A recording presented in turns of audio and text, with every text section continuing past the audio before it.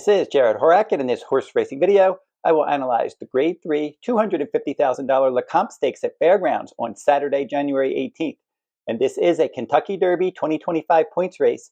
And through the first 13 races on my Road to the Oaks video series, my top choices have 4 wins, 2 runner-up finishes, and a show finish. And I am also covering the Road to the Kentucky Oaks video series.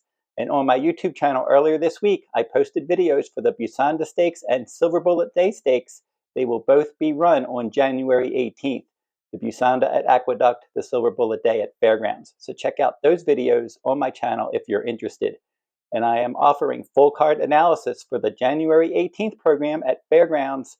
And it will be available in a few days at therunawayhorse.com on my sales page. And I will include extensive analysis and wagering strategies for all 12 races at Fairgrounds on January 18th. So go over to therunawayhorse.com on my sales page for more details. And now we have completed the races, awarding 10 points to the winner on the Road to the Derby. And the Lecomte Stakes is the first race worth 20 points to the winner. So now the Derby points race is definitely getting more serious. The early weather forecast for New Orleans for Saturday, January 18th.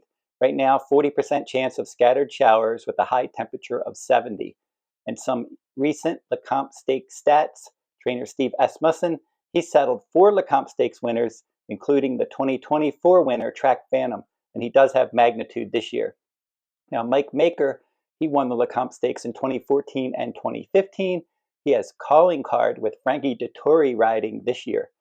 James Graham and Keith DeSormo, they teamed up to win the Lecomte Stakes in 2022 with Call Me Midnight, and they're together again with Optical, a 20-1 long shot in this race. Trainer Brad Cox, he settled the 2023 Lecomte winner, Instant Coffee. He has a couple entrants this year, Admiral Dennis and Disco Time. And now we're going to meet the field for the 2025 Lecomte Stakes, and I'll give out my contenders from last to first. And the Lecomte is the 12th race at Fairgrounds on January 18th, Grade 3 $250,000 race for 3-year-olds, a mile and a 16th on the main track, scheduled post time 6:30 p.m. Eastern Time, and we have a 14-horse field, and now it's time to go last to first. The horse I picked to finish 14th in this race, number 10, Mo Better Than Good, and he did rally to win his 7-furlong debut. He was 9-1 that day. And that was a New York bred race at Saratoga on September 2nd. And then the runner-up was a next out winner. So this is his first start in more than 4 months. He didn't earn a particularly strong number in his debut. He's going to have to run better second time out. The horse I picked to finish 13th is number 14, Seattle Road. And he definitely got the worst of it at the post draw. Now, he added Lasix and blinkers, and he did improve in his last 2 local maiden special weight races. No Lasix in this race. They paid $400,000 for this quality road colt. I'm going to try to get involved from off the pace from a tough post. The horse I picked to finish 12th is number 6, Golden Afternoon, and this one is 2 for 3 with a runner-up finish on turf. He was second in the Grade 2 Bourbon Stakes. Now we're going to see how he does handle the surface switch. The dam side of the pedigree is definitely turf, and they just might be taking a shot to see if maybe they have a Derby horse.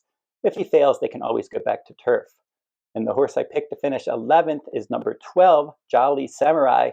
He won his first 3 sprints. They were at 5.5 furlongs, 6 furlongs, and 7 furlongs. 2 of those races were stakes races, the Kip DeVille and the Clever Trevor. And then I made him my top choice in the Springboard Mile. That was at Remington Park. And then he was 5th of 12. He was 5-1 that day. He rallied mildly, just wasn't able to kick it in the stretch. So he does need pace help and clear sailing in a big field here.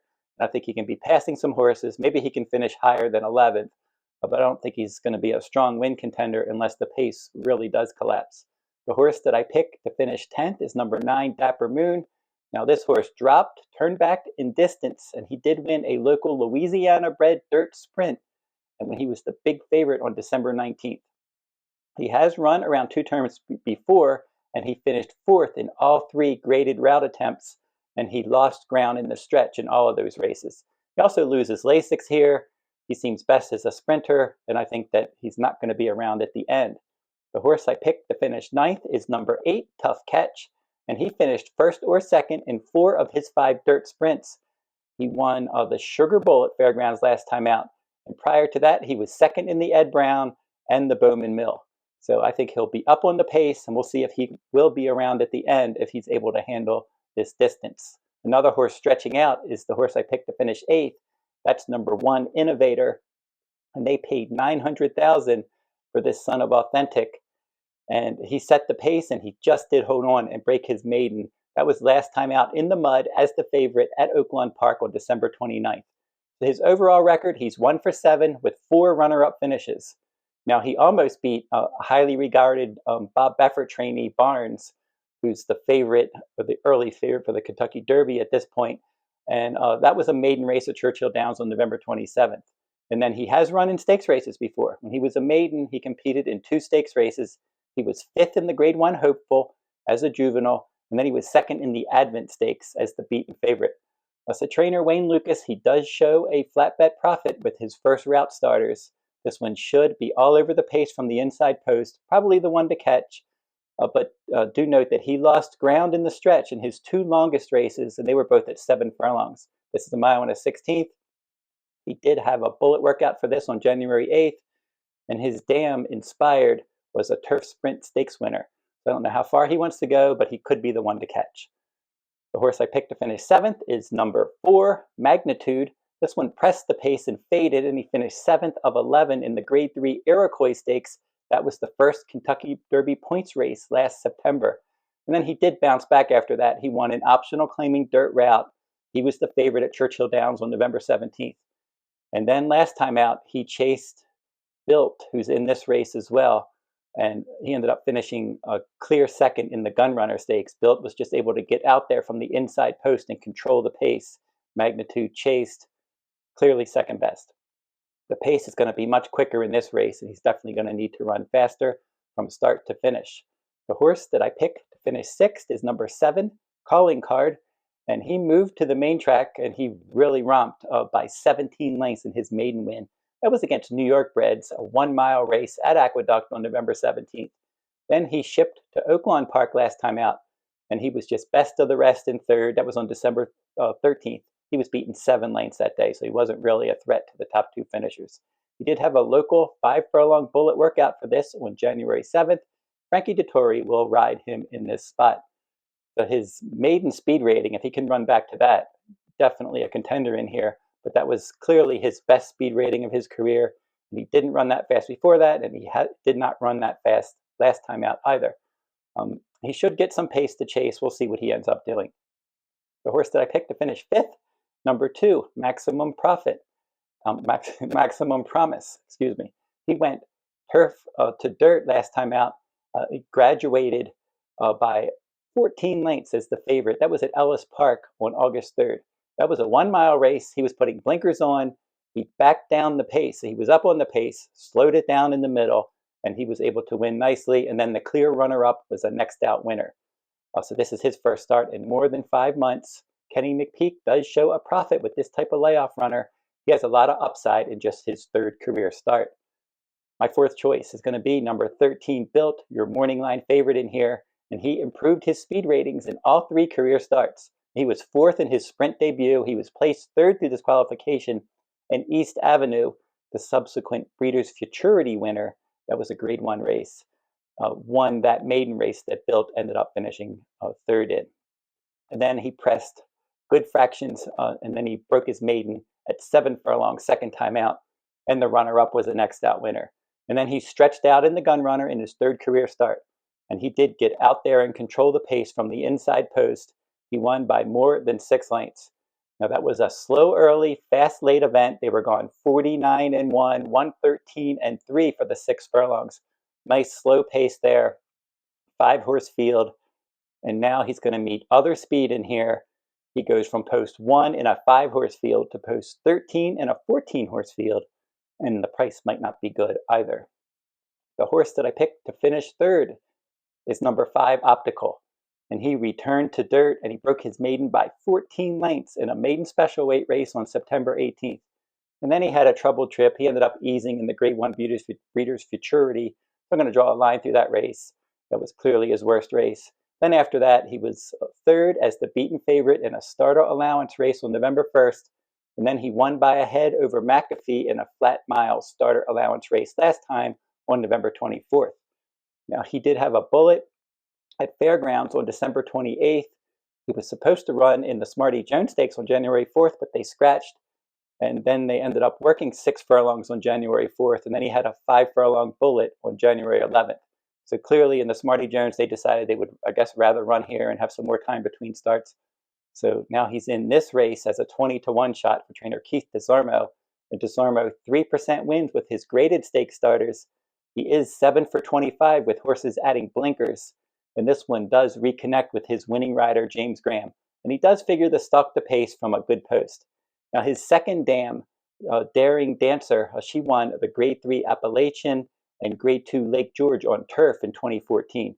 So has some decent horses in his pedigree, and Optical could outrun his odds in this spot. The horse that I picked to finish second is number 11, Disco Time. Now he won both of his starts as the betting favorite at Churchill Downs in November. Now he stalked from an outer post and he was scored by 3 3/4 lengths. That was in his 7 furlong debut. And then he pressed from a middle post and he won again 3 1/2 lengths. That was a 1 mile race on November 30th around one turn. So he did improve his speed rating second time out, and now he's stretching out to 2 turns in his third career start. Laurent Giroux stays aboard. He's 30% with trainer Brad Cox recently. And the dam for this one, Disco Chick, did win 4 listed stakes races in dirt sprints. So the dam side maybe a little more sprint oriented, and we'll have to see if this one is able to go the distance. I think it can work out a good tactical trip out in the clear. My top choice in here, my value top choice at 8-1 morning line, is going to be number 3, Admiral Dennis. And this is a $425,000 Constitution colt, and he was the favorite in all 3 career starts. Now in his debut, it was a sprint race. He was an okay third there.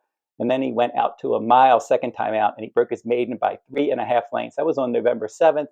The show finisher was a next out winner, and Admiral Dennis was my top choice in the gun runner last time, but he lost his best chance. He stumbled at the start. That race was slow early, fast late, 5-horse field, dominated by early runners. So just have to really draw a line through that one. Once he had that bad start, that was really the end of his chances. But he did make a wide middle move before flattening out in the stretch and finishing 4th as the beaten favorite. So Admiral Dennis, I think he can bounce back in here. He's worked twice since his last start. Joel Rosario is going to be his new rider, and I think that he's going to be able to work out an inner stalking trip. And if he can get out of the gate in this time, that's going to be the key. If he can get out and have a nice clean start, work out a nice trip behind the speed, maybe he can get the jump on the deep closers. And he might offer value as well in his third start after a layoff. The dam for this one, Gulf Coast, competed in 3 stakes races. She was second in the Sandpiper at 6 furlongs in 2020, first in the Cash Run at 1 mile, and that was in 2021. And also in 2021, she was second in the Ruthless Stakes at 7 furlongs. So there is some class in this pedigree. They paid a decent amount for him. He has a good post, tactical speed. He had a relatively fast maiden win. And if he can just bounce back and run back to that kind of race, I think from post 3 could end up working out a decent trip in here at a hint of a price. And that does it for my look at the Lecomte Stakes. Like, comment, share, and subscribe if you like these horse racing videos. And until I see you next time, good luck at the races.